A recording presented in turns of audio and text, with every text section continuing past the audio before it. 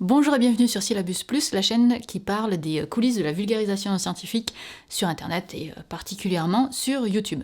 Mais aujourd'hui, on va pas du tout parler de YouTube, on va parler vraiment de la vulgarisation au sens large. Et le titre vous a probablement un peu surpris, et je me permets une petite mise en contexte. L'année dernière, j'ai créé et enseigné un cours de vulgarisation à l'université, et c'était génial. Je me suis régalée à former les étudiants à la vulgarisation, hein, vous l'aurez compris avec Syllabus Plus, c'est un peu mon dada.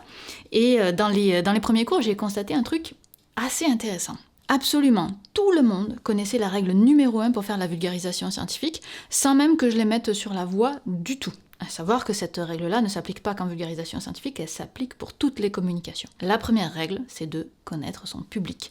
Parce que c'est en connaissant à qui on parle que l'on peut ajuster son discours, à savoir le niveau de jargon, la durée de la communication, les exemples que l'on prend, les références culturelles, le ton qu'on peut avoir, etc., etc.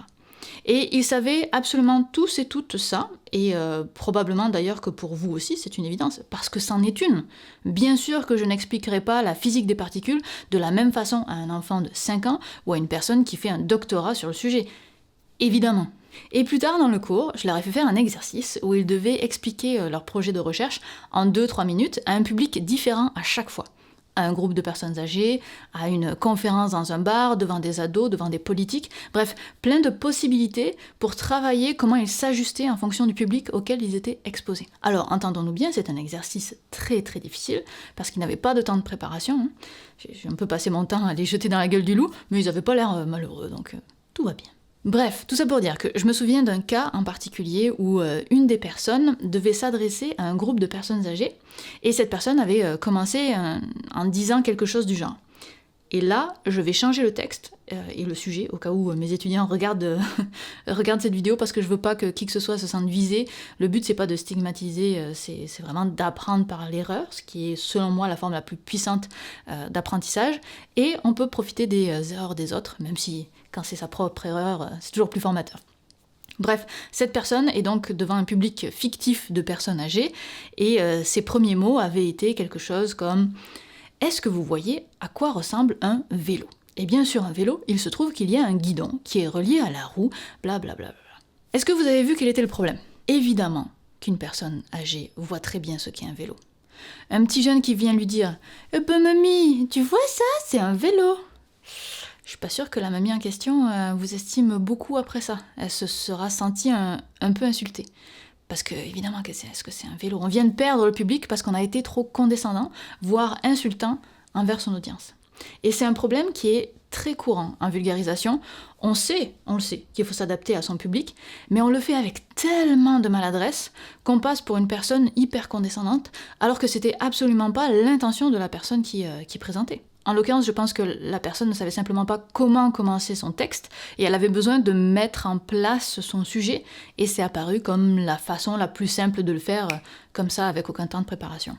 Alors c'est dommage, parce que alors qu'on cherchait à créer une connexion positive avec l'audience, à s'adapter à elle, c'est comme si on l'insultait avec le sourire, ce qui est peut-être encore plus insultant. Et moi je vois deux origines possibles à l'apparition de ce genre d'erreur. Premièrement, la personne qui présente est peut-être simplement démunie, hein, je vous l'ai dit, je ne leur donnais aucun temps de préparation, parce qu'elle ne sait simplement pas comment commencer son discours, et finalement de poser la question, c'est un moyen facile de dire « Ok, mon projet porte sur les vélos, voici mon point de départ », tout en essayant d'engager le public en posant une question. Est-ce que vous voyez ce que c'est un vélo ? Ce qui est un bon réflexe de poser une question, et de vouloir engager son public de cette façon-là. Manque de bol, la question en soi est condescendante. Donc c'est un mauvais choix. Et honnêtement, il vaut mieux perdre l'aspect d'engagement du public en disant simplement « Mon projet porte sur les guidons de vélo », c'est neutre, j'irais même jusqu'à dire que c'est chiant, mais c'est mieux que d'être condescendant malgré soi. La deuxième possibilité de l'apparition de ce genre d'erreur, ça peut être une réelle méconnaissance de ce que son public sait. Alors là, dans l'exemple donné, c'est un peu extrême parce que je suis certaine que si je lui avais demandé « Est-ce que tu penses vraiment qu'une personne âgée ne voit pas ce que c'est un vélo ?»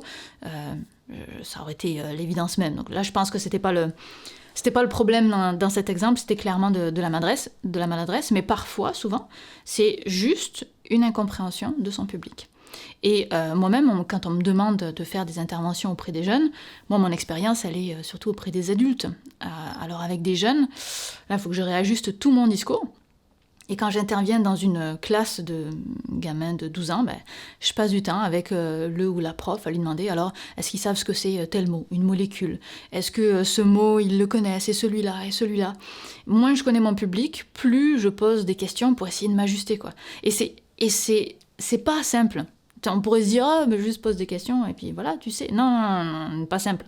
Parce que parfois, on me répond, et souvent, hein, c'est très courant, alors ils connaissent ce mot, mais ils savent pas trop ce que ça veut dire. Et c'est là qu'on entre dans des subtilités beaucoup plus profondes, où il faut arriver à définir un terme pour lui ajouter de la subtilité, du sens, le sens dont on a besoin, sans que les personnes en face, qui connaissent le terme, ne pensent qu'on les prend de haut. Et il est là tout l'art de la vulgarisation. Mon point ici, dans cette vidéo, c'est de vous alerter, pour vous dire de faire attention à ne pas prendre les gens pour des cons, malgré vous. Que votre intention soit bonne ou non, vous tirez une balle dans le pied si jamais vous le faites, et c'est fini. Vous pourrez jamais regagner l'audience de votre côté derrière, quoi. Pour tout le reste de la vidéo, tout le reste de la présentation, c'est terminé. Mettez-vous toujours dans les bottes du spectateur et analysez chacune de vos phrases, chacun de vos mots, et posez-vous toujours la question de comment est-ce que c'est reçu. Et des fois on me pose la question, ouais, tu dis ça, analysez chacun de vos mots, chacun de vos phrases, tu fais ça vraiment systématiquement pour chaque phrase? Oui, oui, clairement, à chacune de mes phrases, d'autant que moi, dans ce que je fais, c'est 80% du temps scripté, évidemment, chacune des phrases, chacun de mes mots, je me pose la question. Et on a tendance à sous-estimer notre audience, mais en général, elle est beaucoup plus apte qu'on ne l'imagine. Et notre job, en fait, pour vulgariser quoi que ce soit, c'est d'arriver à créer un point de départ commun entre l'audience et nous, et c'est là qu'il ne faut pas se tromper et ne pas être condescendant. Et une fois qu'on a ce départ commun-là, ça devient assez facile de les amener avec nous pour arriver jusqu'au message final de la présentation. Mais pour avoir ce point commun-là, il faut avoir une connaissance, une conscience fine d'à qui on parle. Et là, j'ajoute un dernier point pour les gens qui spécifiquement font de la vidéo, parce que je pense que vous allez me poser la question. Comment on fait quand on est sur YouTube et qu'on ne sait pas qui nous regarde? Je pense que j'ai déjà traité dans une précédente vidéo, mais je vais vous le dire ici. Vous ne savez pas qui regarde, certes, mais vous produisez quand même votre contenu pour une certaine catégorie de personnes.